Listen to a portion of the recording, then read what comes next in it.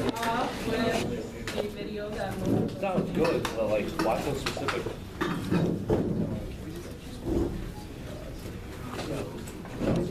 From this equation, you are required to differentiate the common denominator with the constant. I can't really hear it. It's not.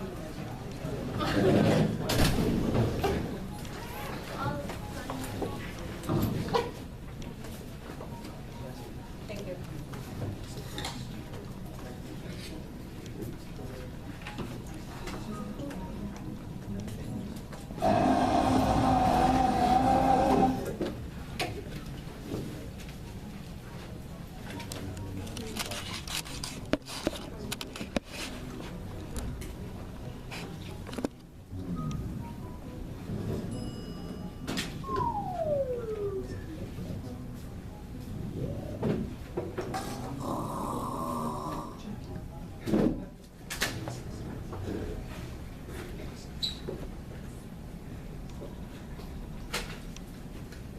So this little cartoon to start us off. So our midterm event is on sleep deprivation. So my name is Nini, and I'm Stephanie, and I will be giving candy if you participate, so participate. we're both peer counselors working at the counseling department. So we'll just start off. What is sleep deprivation? Sleep deprivation is a condition that occurs if you don't get enough sleep. Sleep deficiency is a broader concept. If it occurs if you have one or more problems. You don't get enough sleep, you sleep at the wrong time of the day, which is normal for college students, and they sleep at 2 and 1 at 2 different times. You don't sleep very well or get all of the different types of sleep you need for your body. You have a sleep disorder that prevents you from getting enough sleep or causes poor quality sleep. So this is a diagram of like lose sleep, lose your mental health. So the before is the orange part. So what happens like if you don't have any? So, yeah. If you're lacking sleep, and then the green part is like the improving part. So after a while, your stroke risk quadruples, obesity risk jumps, risk of cancer may occur, diabetes risk goes up, heart disease risk increases, sperm count decreases, you will never have children, and risk of death goes up. Negative effects, sleepiness. No matter what you call it, the most common symptom of not getting enough sleep, what you probably expect is feeling sleepy. This might lead to feeling of drowsiness or sleepiness, and which leads you a strong desire to fall asleep. It might also lead to associated symptoms, a more deep-rooted sense of feeling run down, called fatigue. Many of us use the word fatigue to describe a sense of muscle weariness in which a mild discomfort may occur.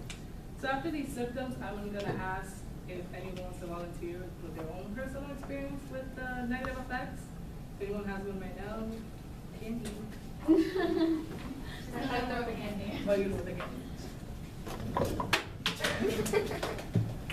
Yes. So, like, usually in the morning, I have the big income we have. So, let's say I don't go to sleep by like 10, I wake up and let's say I'm really in the first class. By my second class, I feel like I can't keep myself up from like the head knot, and I just need legit like 10 minutes and then I'll be a little powered up to go. But like, you feel it like in your muscles, like you feel weak, like you don't want to go, and you don't want to. That kind of happens. So I do security here, and I think it was like the fall semester, my last year, and I'd be in school here for 2 days straight, no sleep, and we do overnight tours. So it was school, then the overnight, then school, then the overnight. So it's sleep for 2 days, no sleep for 2 days. Even standing, I was falling asleep on post. So there's that. Anything that like if I could sit, I'd end up falling asleep. I do boxing, I get tired easy. I think sleep is definitely it's one of those things that you can't sleep on. Oh, I already talked. And I made it. Sweet. All right, go ahead. At about 6 to 7 days of being up, right, delirium starts to set in. You start to hallucinate. That was a very magical time in the point of my life where 7.5 days, and you just start seeing weird stuff. Things got way too real. I thought that. Anyone else? Mood changes. If you ever find yourself short-tempered when you are not getting enough sleep, you certainly recognize the effects that sleep deprivation may have on mood. We do not sleep enough, we are more likely to have symptoms of irritability. On the other hand, a good night's sleep may put us in a great mood as we start our day. These mood changes may extend beyond the transient positive or negative attitude into more serious problems such as anxiety and depression. The interplay between psychiatric conditions and sleep is rich. Many symptoms of depression overlap with those associated with sleep disorders. Problems such as PTSD may lead to nightmares and sleep loss. People with chronic insomnia have increased risk of suicide. Sleep is a vital part of our health and has really improved our mental health. So anyone have experience with mood changes due to sleep deprivation? Okay. Yeah. Do you want me to throw it? You go ahead, go. Oh, Yeah. nice one. All right. So yeah, I noticed that on nights where I would get less sleep, I would wake up a little bit more irritable. Like I wouldn't want to really deal with anybody who tried being friendly to me, I guess. And I would, it would take me some time during the day to like kind of lighten my mood a little bit. Like if I was doing something that kind of like caused me to change focus, I guess. Or if I just caught a little bit extra sleep, I would come back feeling a little bit better. Like I feel that for some reason, if I take shorter naps during the day after I don't get enough sleep at night, it kind of changes things a little bit. Like even short naps, you make a change. Anyone else? Yeah. Anyone else? Yeah. I'll get really evil, like pure evil. They'll be talking to me, I'm like, okay, and I'll just walk away. Like I try to get everything done so this way I can go to sleep faster. So like try to like minimize contact with just about everyone. And this way I don't have to hear those long conversations that I'm supposed to get. Anyone else? You had your hand up? No? Oh, go ahead. Well, okay, I noticed with me, sometimes when I'm sleep deprived, the next day I'll be more hyper than what I was before. But then there's some days, right? There's some days it's just you're completely cranky and irritable. But I just don't want to be bothered and I'm becoming social. It depends. It fluctuates. I think with me, when I get less sleep, the more social, because the social interactions, they help me stay awake.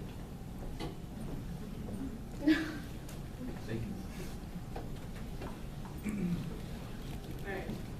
Difficulty concentrating and impaired performance. Your ability to be attentive to your surroundings requires a well-rested mind. When we are sleep deprived, we inevitably develop a subtle impairment in our ability to concentrate. This can be rather insidious, to the point that people who are chronically sleep deprived begin to fail to recognize their level of impairment. Decreased alertness may lead to errors, accidents, and compromised performance. Studies have shown that chronic sleep restriction leads to cumulative deficits in our performance.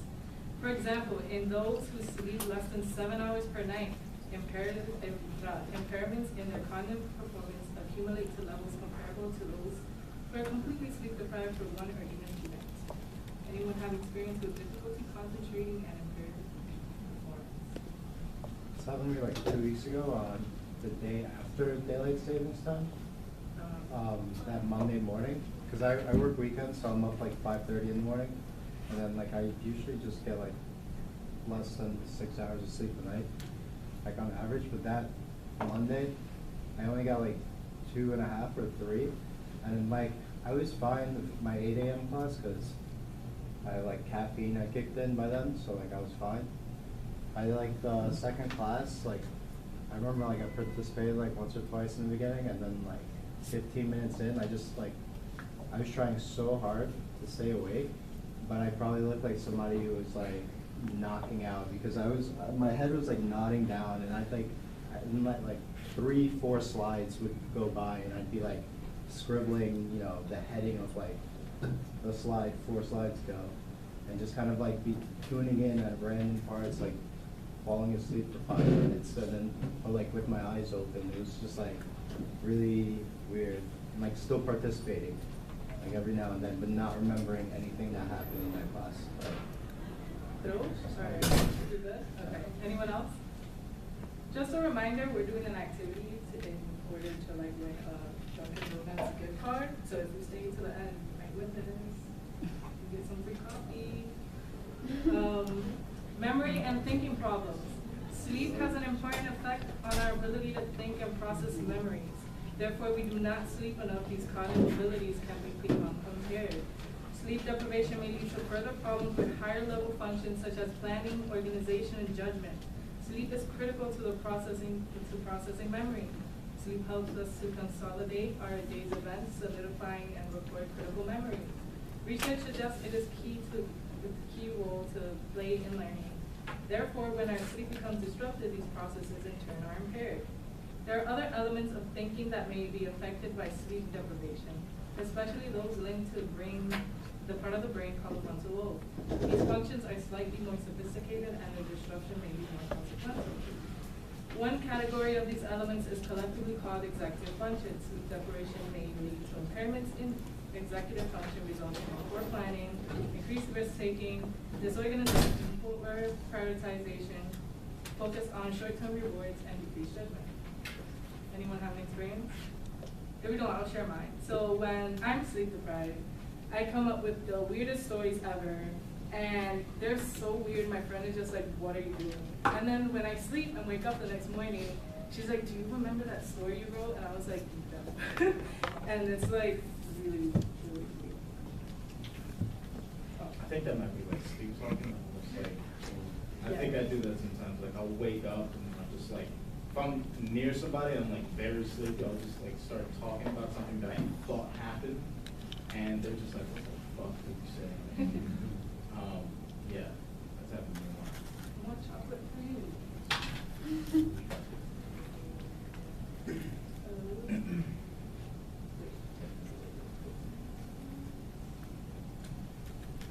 Okay. Distortion, hallucination, and paranoia. Sleep deprivation may also lead to unexpected psychiatric consequences. They are surprisingly common, and much like the other symptoms, correlate with the degree of sleep deprivation. Some of the common psychiatric symptoms of sleep deprivation include distortion, hallucinations, and paranoia. Distortion is often part of the confusion that occurs in the condition called delirium. Disorientation, sorry. In general, people who are disoriented first lose track of time. Next, disoriented people may become confused about the place, not knowing where they are. Finally, in the extremes of disorientation, someone may not even know who they are. Hallucinations are a common sign of sleep deprivation, and they are typical visual in nature. In other words, you may see something that simply is not there. It is estimated about 80% of the normal people in the population will eventually have hallucinations in sleep-deprived knowledge. Fortunately, all these symptoms will go away when you sleep. Any experiences with that? Disruption of the sleep cycle. Finally, sleep deprivation disrupts the natural flow of the sleep cycle. Sleep occurs in two basic stages throughout the night. The two stages of sleep are rapid eye movement and non-rapid eye movement. Arousal can shift from REM to NREM sleep or NREM sleep to a state of being awake. REM is a deep stage of sleep with intense brain activity in the forebrain and the midbrain. It is characterized by dreaming and the absence of motor function with the exception of the eye muscles and the diaphragm. It occurs several times through the night, but it comprises a small portion of the sleep cycle. Addictions that stem from sleep deprivation. One is Adderall. Psychological dependence and addiction occur when a person takes Adderall as a part of a routine, and using the drug becomes an irresistible compulsion. A person with a psychological dependence on Adderall may exhibit the physical effects of stress, such as headaches and sweating. And if they are denied access to the drug, they will believe they need it. Physical dependence occurs when a user becomes accustomed to the presence of high levels of dopamine in the brain, such as stopping the use of Adderall and causes dopamine levels to suddenly drop. This can trigger withdrawal symptoms such as depression, tiredness, and either sleeping for extended periods of time or unable to sleep at all. My favorite one, coffee addiction. Like many drugs, caffeine is chemically addictive. I did not know that until my first year of undergrad. It is in the publication of the 5th edition of the DSM. Caffeine withdrawal was finally included as a mental disorder for the first time, even though its merits for inclusion are symptoms that our regular coffee drinkers have long known well from the times they have gone off it for a day or more. The good news is that compared to many drug addictions, the effects are relatively short term. To kick the thing, you must need to get through about 7 to 12 days of symptoms without drinking any caffeine. During that period, your brain will naturally decrease the number of adenosine receptors on each cell, responding to the sudden lack of caffeine in the bloodstream.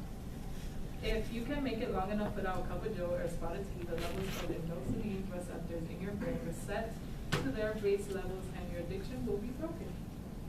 Easy enough. Oh, this is just a little picture depicting like, like college students experience sleep deprivation, like in their routine. So basically, it's just a short little picture, just a cute one.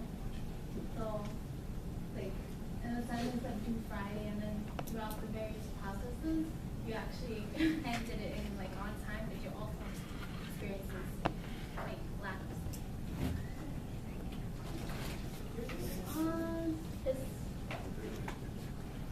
So this is just like a research on the sleep deprivation in college norm. So I took some quotes from the article and basically what a college student would experience when they have sleep deprivation. So the first quote is, "My eyes burn. I could hardly recall any information that I spent all night memorizing. I knew the clock was ticking, but I couldn't force myself to focus. That's something I always experience because my eyes is right now shot." Really, because I'm always like, since I'm working right now and also like trying to balance school, it's really hard for me to do both at the same time. Then this is just a question for you guys, if you guys want to like volunteer or answer. What is it about the college experience that fuels this burnout culture where it's normal, sometimes even celebrated to work? Randy? I think it's like the time frame that they give us.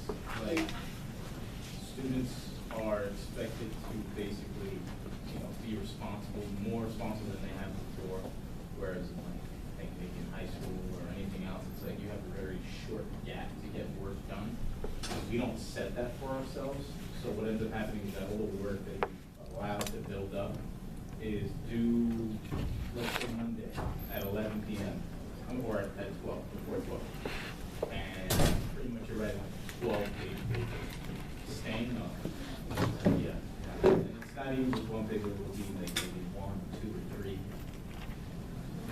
Yeah, so I think it's just like how much time college allows us to have. And then we're responsible and not disciplined enough to do the homework the next day or the day of.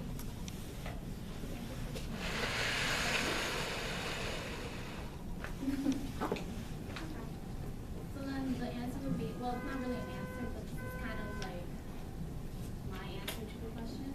So like there's a lot of things to do on college campus academically and socially. So then sleep and rest would be very low. Does that make sense?